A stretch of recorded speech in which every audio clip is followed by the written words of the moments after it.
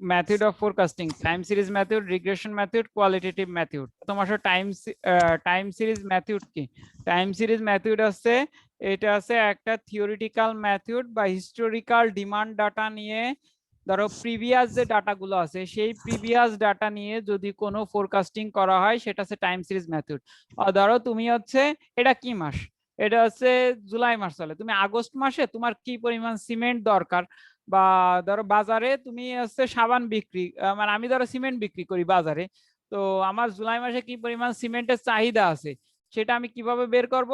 গত এক বছরে, মনে করো গত এক বছরে, গত 5 বছরে আমার এই কি পরিমাণ সিমেন্ট প্রয়োজন হয়েছে জুলাই মাসে, আগস্ট মাসে, সেইটা যদি দেখে যদি তুমি কোনো ফোরকাস্ট করো, অথবা গত 11 মাসে তোমার যে সিমেন্ট গুলো দরকার হয়েছে সেই সিমেন্টে কোন মাসে কি পরিমাণ ভ্যারিয়েশন হয়েছে এইটা দেখে যদি তুমি কোনো ফোরকাস্ট করো, এই ধরনের ফোরকাস্টে বলা আছে টাইম সিরিজ মেথড।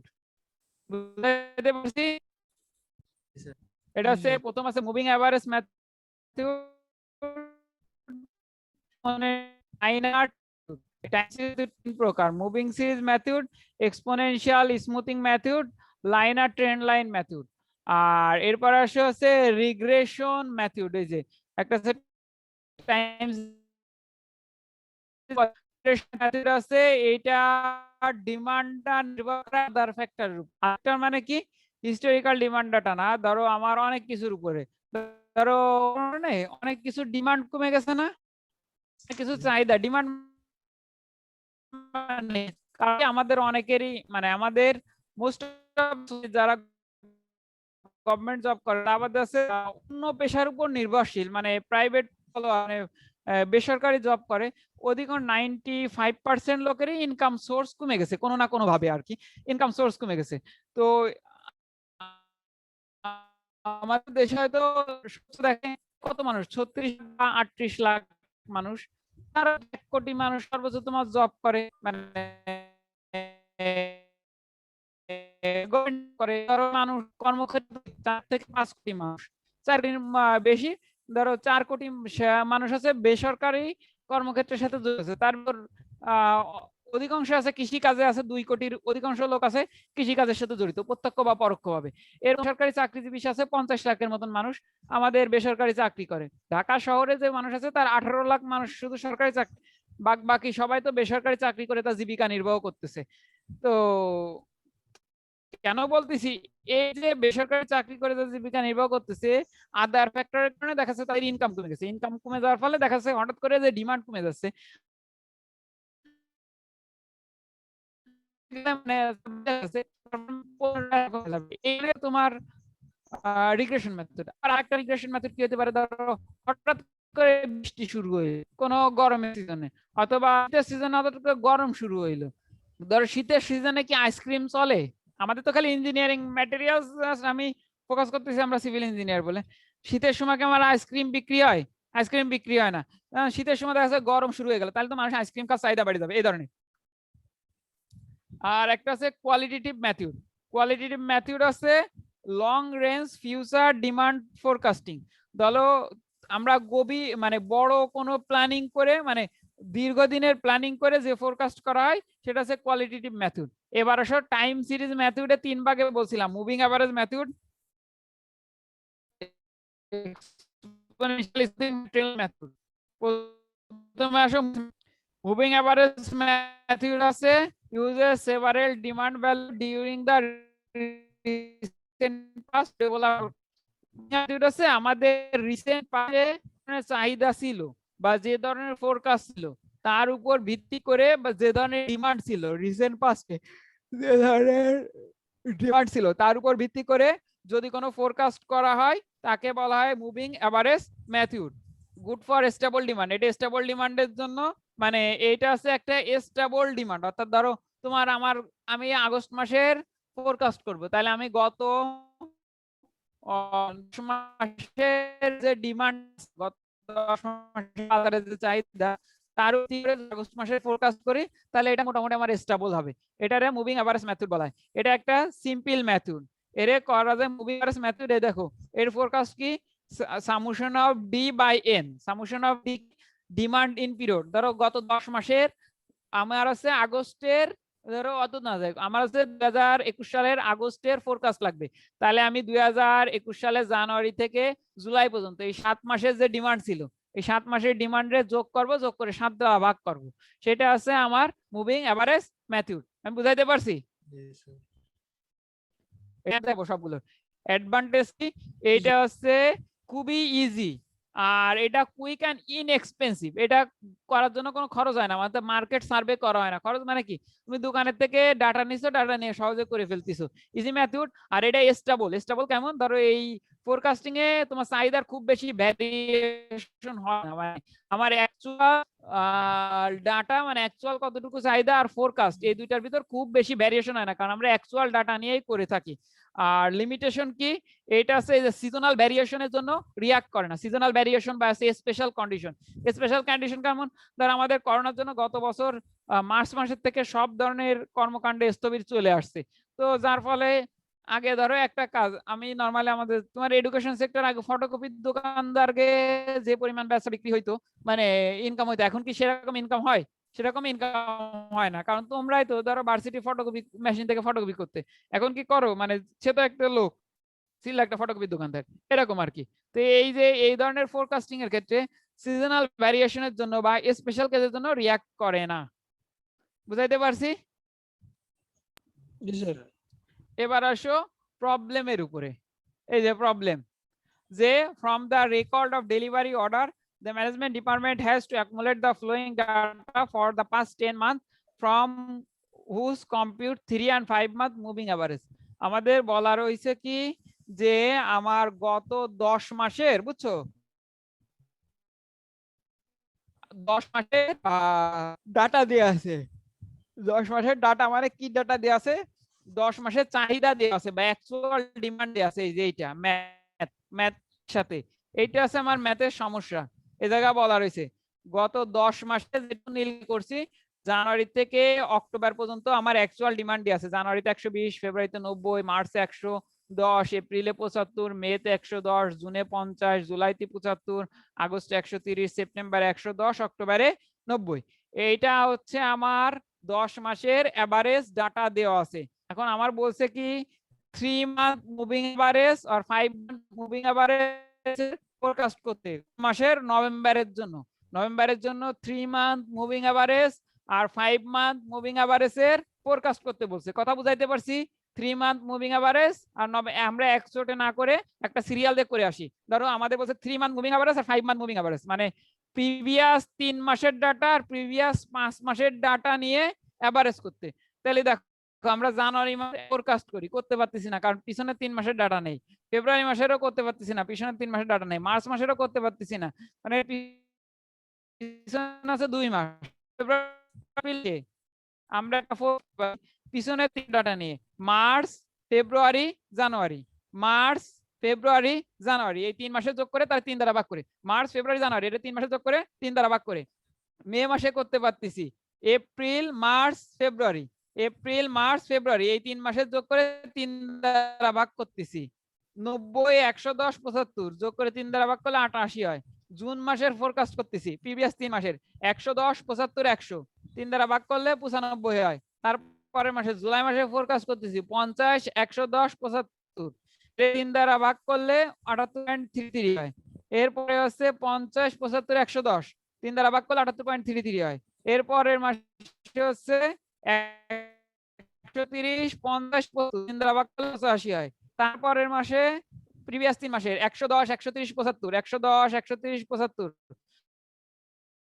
ভাগ করলে 100 হয়। 130, 90, 110, 130 3 দ্বারা 100 হয়। 90, 110, 130 করলে 110 হয়। 5 মান্থ মুভিং এভারেজ হচ্ছে প্রিভিয়াস 5 মাসের ডাটা নিয়ে, প্রিভিয়াস 5 মাসের ডাটা নিয়ে 120, 90, 110, 75 100, 120, 90, 175, 110 এই 5 মাসের ডাটা নিয়ে 120, 90, 175, 110 এই 5 মাসের ডাটা নিয়ে 5 দ্বারা ভাগ করলে দেখো 120, 90, 175, 110 5 মাসের ডাটা নিয়ে তাহলে 5 দ্বারা ভাগ করছি।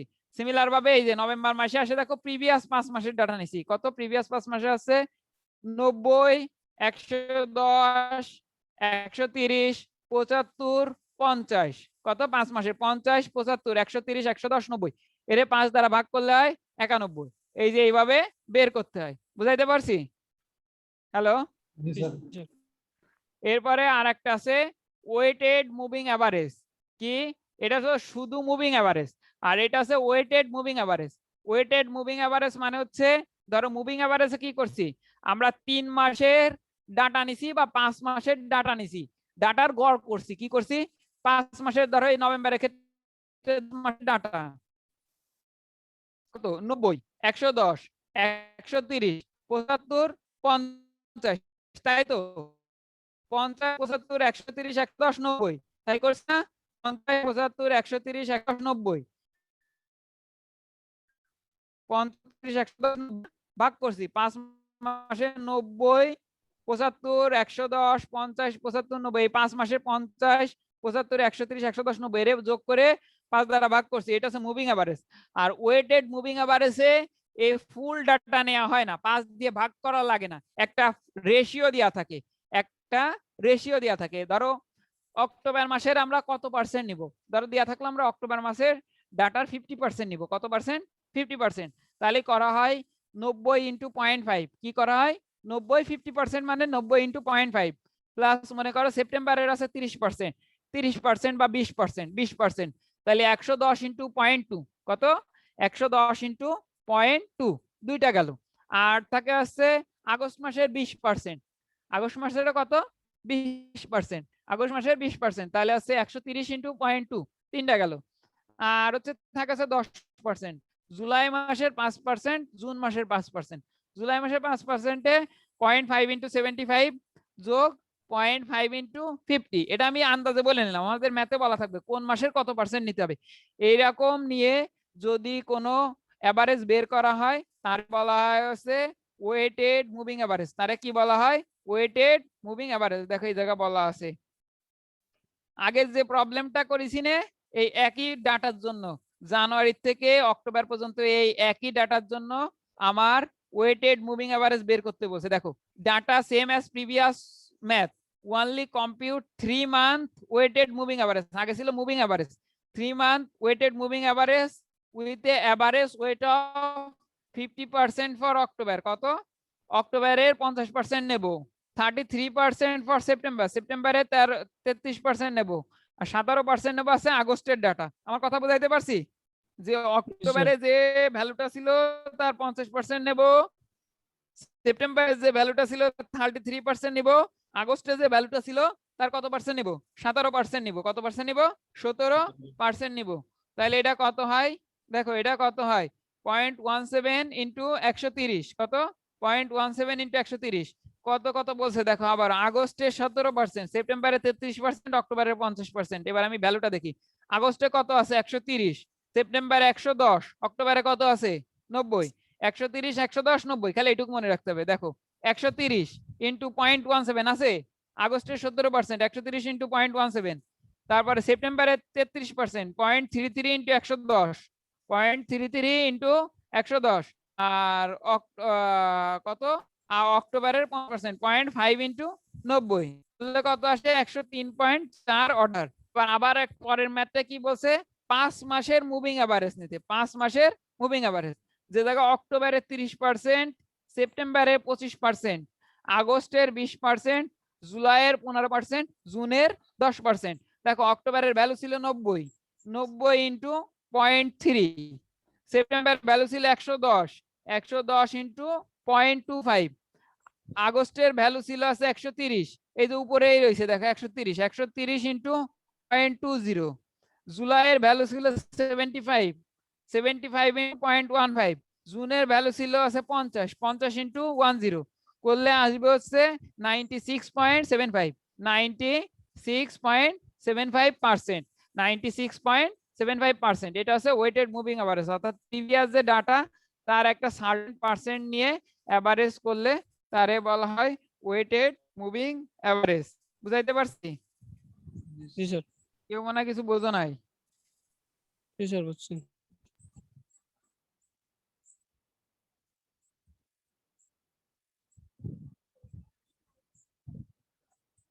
আচ্ছা, তো যদি বুঝে থাকো আজকে এই শীট পাইছিলে কতদিন, কোন শীট দিছিলাম?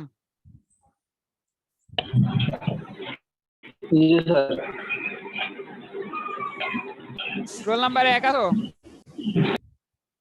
1 নাই 2, এই 2 আছো? জি স্যার, ঠিক আছে। তো বলবা তো 2 কত আছো? 2 4 জি স্যার। 5 6। জি স্যার। স্যার স্যার আমি আছি সৌরভ। 2018 3003। হুম, দিছি জি স্যার। 3003। আচ্ছা ঠিক আছে, এই পর্যন্ত একটু দেখে আসবা, নেক্সট ক্লাসে সামনে পড়াবো। আচ্ছা শোনো একটা কথা বলি, কেউ লিভ নেওয়ার আগে আমি স্যার, এখনই বলেন। বলে দিচ্ছি, পরীক্ষার সময় যদি কেউ কপি করো সে কিন্তু 0 পাবা। কপি মানে 5-6 জন মিলে একসাথে আলোচনা করো বা লিখবা, এই পার্টে পড়াবো কম করে, যে যা পাবা পরীক্ষার সময় নিজের মতন করবা। আমার কথা বুঝছো? সবাই মিলে একই উত্তর করবা, কাটলেও 0 পাবা যদি কপি হয় পরীক্ষার সময়, আগে থেকে জি বলে স্যার। দিচ্ছি। কিন্তু আর তো তোমরা কপি করো, তারপরেও এটা কিছু বলিনি, এটা বলে দিচ্ছি নেক্সট সেমিস্টারে যেভাবেই পরীক্ষক, যদি পরীক্ষা অনলাইনে হয় পরীক্ষা কপি করলে 0 পাবা, আগে থেকে বলে জি দিলাম। স্যার। স্যার ম্যাথ তো একই স্যার, ওই যেটা ম্যাথ থিওরি কপি শোনো ভাই, ম্যাথ কপি হইলে বোঝা যায়। কেমন বোঝা যায়? যে মানে এই জায়গায় যে ধরনের ম্যাথ দেবো কপি হইলে বোঝা যাবে। সেটা হচ্ছে তোমার কেউ ভুল করছে, একই জায়গা ভুল করতেছে, একই জায়গা ভুল করলে তো কপি করছে, তাই না? না একই ধরনের ভুল করলে, নাহলে তুমি একরকম জি চিন্তা স্যার। ভাবনা, আমি একরকম চিন্তা ভাবনা, আমি করলে এক জায়গা ভুল হবে, ধরো এক জায়গা ভুল হবে, ও করলে অন্য জায়গা ভুল আছে। আর যেটা সহজ বা নরমাল সেইগুলো নিয়ে বিবেচনা হয়। ম্যাথে তোমাদের টুকটাক ভুল আছে, যে জায়গা ভুল আছে সে জায়গায় একই ধরনের ভুল হয়েছে বা একই জায়গা তোমরা শেষ করে দিছো, কেন রে ভাই?